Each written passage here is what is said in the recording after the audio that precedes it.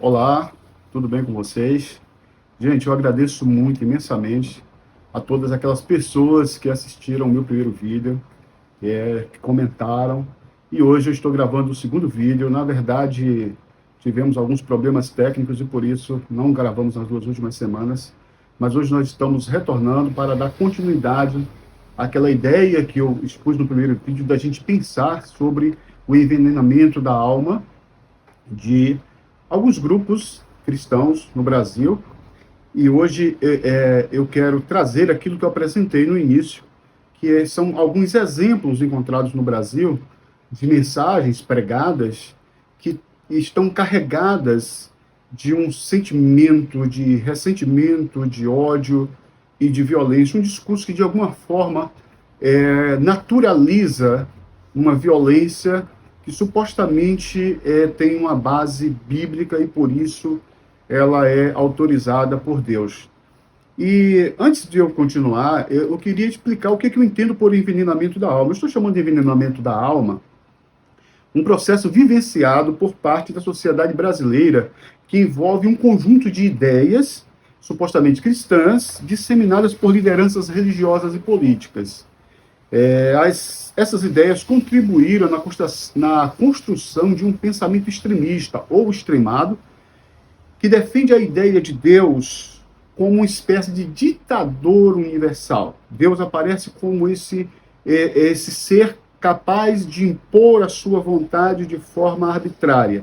E diante dele, todos devem se submeter incondicionalmente sob o risco de ser fulminado e colocado como exemplo para os demais membros da sociedade. Bom,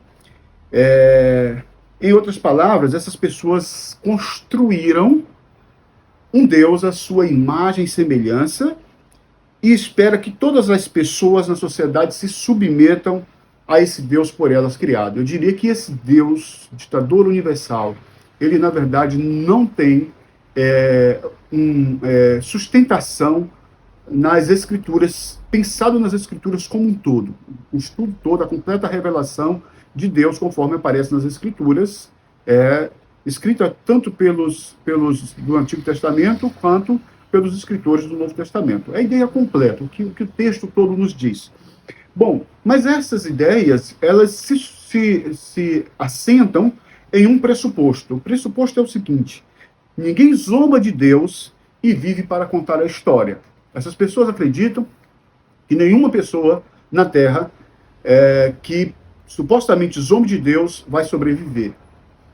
Bom, o escritor Rubem Alves, que é um escritor bastante conhecido tanto no campo da educação quanto da teologia, ele chama isso de ambivalência da religião. O que seria a ambivalência da religião? Nas palavras de Rubem Alves, que eu vou ler agora, ele diz o seguinte: é provável que os profetas tenham sido os primeiros a compreender a ambivalência da religião.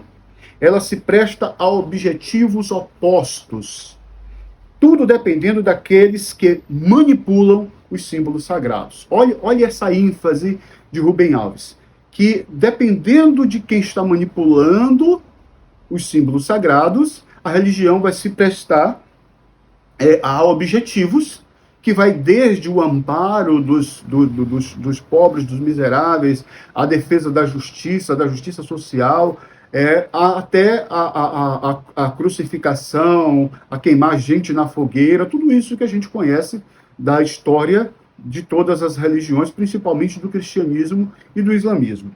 Bom, e ele ainda diz que a religião, pode ser usada para iluminar ou para cegar, para fazer voar ou paralisar, para dar coragem ou atemorizar, para libertar ou escravizar. A religião, ela pode ser libertadora e pode ser escravizadora também, dependendo de quem está manipulando os símbolos religiosos. Bom, quando eu estou falando que a igreja brasileira está cheia de exemplos, eu quero trazer aqui 2 exemplos, que são 2 mensagens pregadas, pelo que eu percebi, consegui identificar, sobre o tempo em que elas foram pregadas, provavelmente na primeira década ou início da segunda década do século XXI. Bom, uma delas pregada em uma igreja não tão grande, talvez para 500 ou 800 pessoas, e outra pregada no maior evento de missões da América Latina e talvez do mundo, não sei, que é um evento que aconteceria, ainda não tenho acompanhado nos últimos anos, mas que acontecia em Camboriú, em Santa Catarina. Bom, quando acontece o chamado, esse evento, que é chamado de Gideões Missionários, da última hora, esse evento em Camboriú reúne milhares ou dezenas de milhares e talvez até mais de uma centena de milhares de pessoas cristãs do Brasil todo. Pense aí, você tem centenas de milhares de pessoas reunidas no mesmo lugar para poder ouvir pregadores falando mensagens muitas vezes acaloradas, muitas vezes de grande impacto emocional. E essas pessoas vibram. Se você buscar o evento de Camboriú aí, missionário de Camboriú, você vai encontrar como as pessoas vibram, às vezes, nesses eventos, com as mensagens pregadas por pregadores do Brasil e do mundo. Bom, e um desses pregadores, ele traz uma mensagem que, esse outro que eu falei que pregou na Igreja Normal, também fala sobre a questão. Nessa mensagem de Camboriú, o tema é anjos, adoradores nos céus e guardiões na terra. E num dos tópicos dessa pregação, o pregador diz que existe um anjo que ele chama de ministro da justiça de Deus. Segundo ele, esse anjo, ele tem a função na terra de punir pessoas que de alguma forma zombaram de Deus, que fizeram algum ato que resultou em zombaria. Bom, e aí ele traz dois exemplos que para mim foram chocantes. O primeiro exemplo é o exemplo dos Mamonas Assassinas. Segundo ele, quando o avião dos Mamonas Assassinas estava sobrevoando a serra no estado de São Paulo, onde caiu, o piloto queria ir para um lado, mas esse anjo da justiça, esse ministro da justiça de Deus, pegou o manche do avião e girou no sentido contrário, e o avião acabou caindo na mata e morreram todos os integrantes da banda. E segundo ele, isso aconteceu porque essa banda Mamonas Assassinas estava deturpando a vida das crianças. Olha que coisa, né? Então Deus matou esses Mamonas Assassinos para poupar as crianças brasileiras daquela mensagem supostamente imoral que eles estavam transmitindo. Essa já é uma questão muito grave. Agora pensa na segunda questão. A segunda questão é que John Lennon, que foi assassinado em Londres, segundo ele, John Lennon foi assassinado porque ele disse que a sua banda estava se tornando mais famosa que Jesus. E depois disso, John Lennon foi assassinado. Segundo ele, foi o anjo, esse anjo que ele chama de ministro da justiça. Bom, mas o mais forte é que ele diz que ele queria estar lá no dia que John Lennon foi assassinado.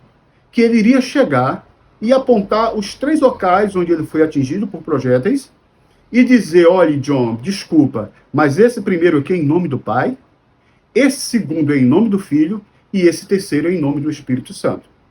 Bom, mas tem mais. O outro pregador que eu falei, que pregou numa igreja pequena, menor, ele disse o seguinte, que ele esteve em Londres e ele fez questão de visitar o túmulo de John Lennon. E quando chegou lá, ele cuspiu em cima do túmulo. Você tem ideia do quanto isso, da carga de ódio que isso está sendo transmitido? Mas aí tem um detalhe. O detalhe é que as pessoas que ouviram essa mensagem, elas não esboçaram uma reação de repúdio a esse tipo de pregação. Pelo contrário, há uma vibração, há uma energia que se espalha por todo o público, e as pessoas vibram, principalmente Camboriú. Agora você pense, um pregador falando para dezenas de milhares de pessoas do Brasil inteiro e do mundo. E essas pessoas ouvem essa pregação, são jovens pregadores, são jovens cantores.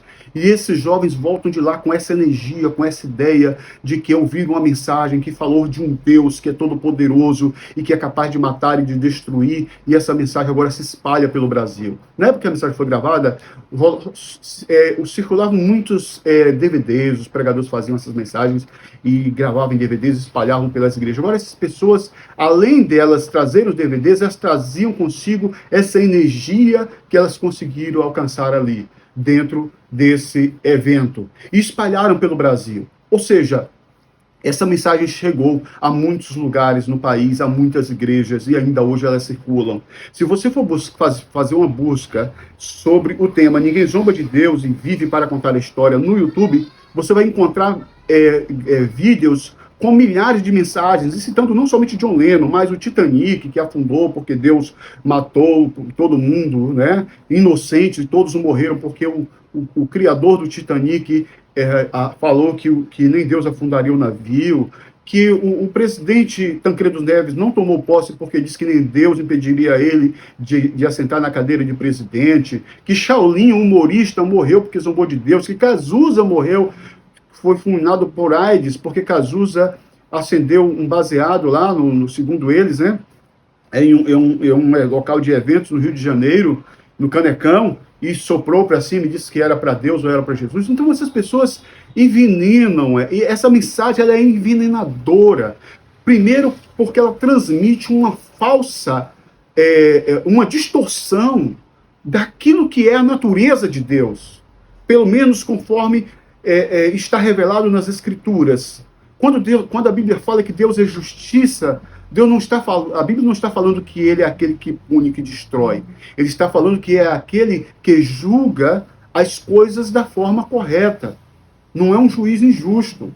Ou seja, Deus jamais iria matar milhares de pessoas, como no acidente do Titanic, só porque uma única pessoa disse que nem Deus afundaria o navio. Que justiça haveria nesse Deus em matar milhares de pessoas? E tem mais ainda. Eu li um livro que é O Último Herói do Titanic, e esse livro fala de um pastor que preferiu, ele poderia escapar nos botes como as pessoas mais ricas, muitas delas escaparam, a maioria escapou. Quem morreu mais lá foram os pobres. É preciso estudar as histórias, é preciso entender e compreender. E esse livro sobre o último herói do Titanic diz o seguinte, que esse pastor ficou até o final tentando salvar as pessoas, tentando ajudar, ou pelo menos dar uma mensagem de esperança para elas. Tá certo? Então, esse camarada estava lá e morreu também no Titanic. Pensem como essa mensagem é envenenadora. Então, gente, você vai encontrar essas pessoas falando, mas quando você vai observar o que eles estão chamando de zombadores de Deus, na verdade, não são aquelas pessoas que, por exemplo, no Brasil, se enriqueceram usando a Bíblia como instrumento de arrecadação de dinheiro. Cheio de pessoas milionárias, iludindo, vendendo ilusão, enganando as pessoas. Todas as igrejas sobrevivem porque tem um sistema de contribuição, mas essas pessoas não estão usando o sistema de contribuição conforme o texto bíblico, apenas manipulando as pessoas para que elas deem dinheiro, para que elas se enriqueçam e possam voar de jatinhos de milhões de reais. Entendem? Bom, essas pessoas não são consideradas zombadoras, porque eles não falam sobre elas. Esses que se enriquecem iludindo os evangelhos com falsa promessa de prosperidade não são chamadas, né? Usam essa ideia para atacar a diversidade, esse é que é o detalhe.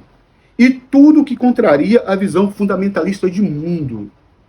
Esses cristãos que estão com a alma envenenada, esse ódio que eles espalham, ou que defendem essa ideia desse Deus que mata, que vai matar você se você não se render a ele, na verdade, eles estão fazendo isso porque o que eles estão atacando, na verdade, é essa sociedade onde nós vivemos, que as pessoas não têm mais o direito, e nunca tiveram, e muito menos agora, de falar para as outras pessoas aquilo que elas querem falar, com base na sua moral religiosa. Esse é que é o grande detalhe. Antes as pessoas atacavam gays, atacavam negros, tratavam com preconceitos todo mundo, entende? Queriam impor as suas regras sobre as pessoas. O cristianismo se caracteriza como uma religião da mensagem do Cristo, mas também a religião que impôs a sua vontade, queimando pessoas na fogueira, por exemplo, certo? Então, assim, só que agora, nesse momento dessa modernidade, outros chamam de pós-modernidade, nós conseguimos construir uma sociedade com mais leis que amparam as pessoas indefesas de alguma forma, entende? Então, os movimentos negros, movimentos gays, os eventos que acontecem, tudo isso, os moralistas não aceitam. Os fundamentalistas começam a acreditar que só eles têm a verdade. Só que a sua verdade não é a verdade do evangelho, é a verdade fundamentalista do seu grupo, que odeia o mundo, que não consegue lidar com esse mundo de diversidade, que não consegue respeitar as diferenças, entende? Então, o que acontece? O que nós estamos precisando é aquilo que Tiago diz para os cristãos. Olhe, definitivamente, você não pode tirar água doce e salgada de uma mesma fonte. O cristão, portanto, não pode, com a mesma boca que ele bendiz a Deus na igreja, amaldiçoar os homens. É Tiago quem diz. Ou seja, ele está dizendo, ou você tem a alma envenenada e a sua mensagem vai ser de opressão, como disse aqui Rubem Alves, né? Ou então você precisa curar a sua alma para que você seja uma fonte de água que realmente ajude as pessoas, alimente, produza vida, transmita a bênção, transmita a vida. Então, para encerrar essa palavra, eu queria dizer para você que está me ouvindo, irmão, se você foi envenenado por essa mensagem, está na hora de você buscar na palavra de Deus uma cura para a sua alma e libertar-se dessa ideia e reconstruir a ideia de um Deus libertador, de um Deus que salva, de um Deus que ama a humanidade e de um Deus que jamais sairia por aí matando pessoas e até rindo de quem morreu porque supostamente zombou dele. Deus não é, segundo a Bíblia, alguém que defenda essa ideia da religião. Saiba que essa mensagem não é a mensagem da Escritura do Novo Testamento, é a mensagem da sua religião, e você precisa se libertar disso. O mundo não precisa de fundamentalistas para nos queimar, para nos destruir. O mundo precisa de pessoas que ajudem a construir a paz, a bondade e o respeito por todos. Que Deus abençoe. Espero que você compartilhe esse vídeo. Espero que esse vídeo tenha trazido alguma informação importante para a sua vida. E eu aguardo no nosso próximo encontro.